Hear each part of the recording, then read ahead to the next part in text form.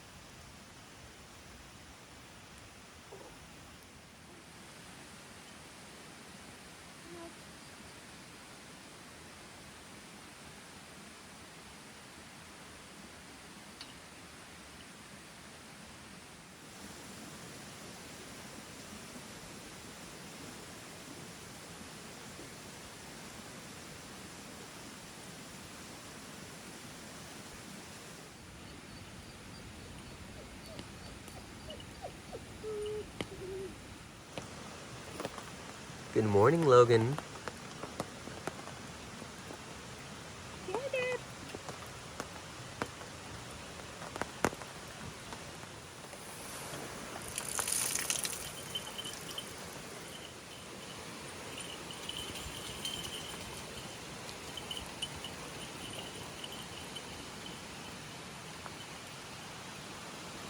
So around 2 o'clock this morning, I smelled a skunk so strong coming into the camper. So I knew there was one close. And once around 6:30, we let the dogs out. They have not left the 4Runner alone. So they're alerting to something under there. I've opened up the hood. I've started it. I have not seen anything, but obviously their noses are 100 times better than my eyes. So I'm just hoping that's not a skunk that's underneath the hood of the 4Runner.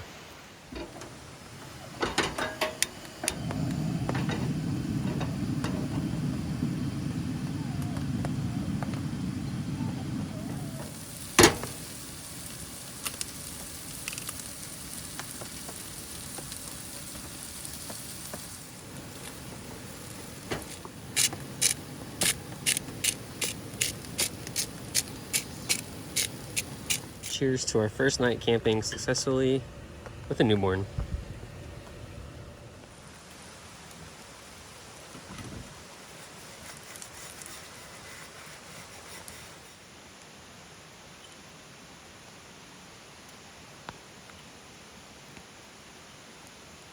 So breakfast is all put away. It's about 9 o'clock in the morning.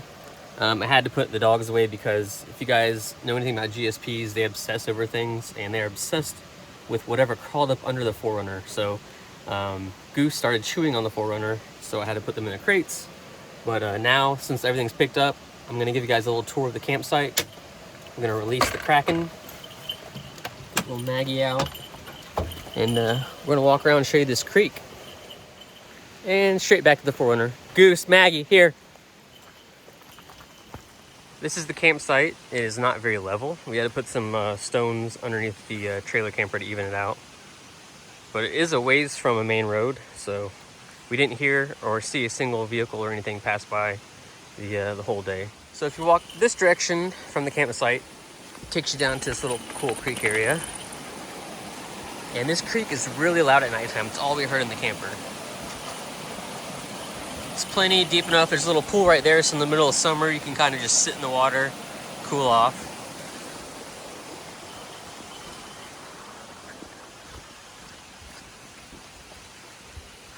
And the whole way along this back side over here is that same creek. And it's just right off the back of the camper where we have our chairs set up.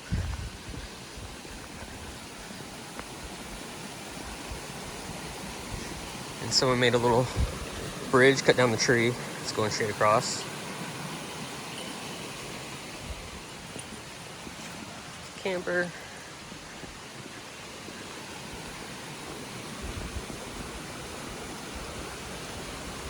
And there's just little paths, little footpaths all the way around, kind of just zigzagging everywhere, going to different creek spots.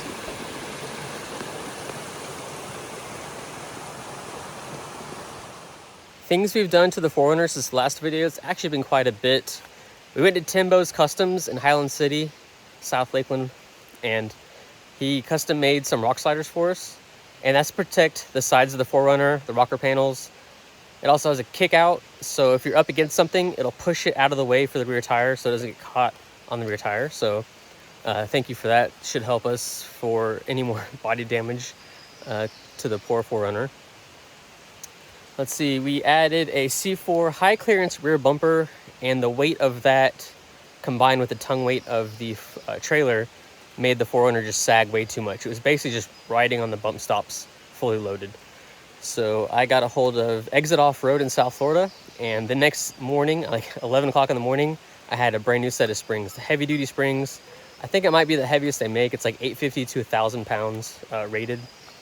And as you can tell right now, fully weighted down with all of our gear, the dog stuff, the rear bumper, the camper. The 4Runner sits really even. So we're happy with the spring so far. Off-road, it rides so much smoother. On the road, the manners are so much better. You don't have that body roll, you know, when you're going side to side, or, you know, you got to swerve at the last minute, or just going around corners. Sometimes it just feels like, you know, you're gonna tip over, but it's not so tippy with these heavy duty springs in the rear. We got the Max Tracks from the Ford Maverick and the Rotopacks and some other things I had in my garage. We're finally able to mount those on the 4Runner. Aaron, I traded him a portable camping air conditioner for a Gazelle tent. I'll be totally honest, when the Gazelle tents came out, I thought they were kind of like gimmicky or just, you know, the new Timbo Tusk or whatever, if you will. But having set it up and everything, I wish I would have got one sooner. It's really easy to set up, it's spacious, and it seems to be pretty well built. So we're excited to start using that. Basically, we got that for situations like this trip where it's raining. We don't really want the dogs in the camper, but we need to keep the baby dry and away from mosquitoes. So that's why we ended up getting a Gazelle tent. We also have a 200-watt solar panel on the 4Runner, and then I have 400 watts of solar on top of a new roof rack called the Alpha Rack. It's got LED lights all the way around. Then we have a Wii Boost 5G like cell phone signal booster added to the camper. So we've added a lot. So over the next few videos, I'll probably just show you guys those things one at a time.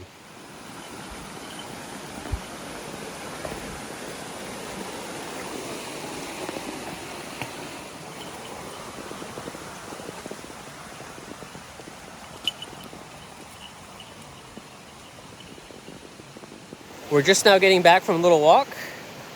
There's actually a drive-up campsite next to us, a little ways down, and we walked to that and checked it out. It's really small. It's probably really good for like motorcycles or one vehicle, but unfortunately there's a lot of trash. There's like an old couch and stuff. But little baby Logan, all of 8 weeks yesterday, did very well. She's done really good this whole trip. This is definitely going to be a spot to come like mid-July, middle of summer when it's hot. You can cool off.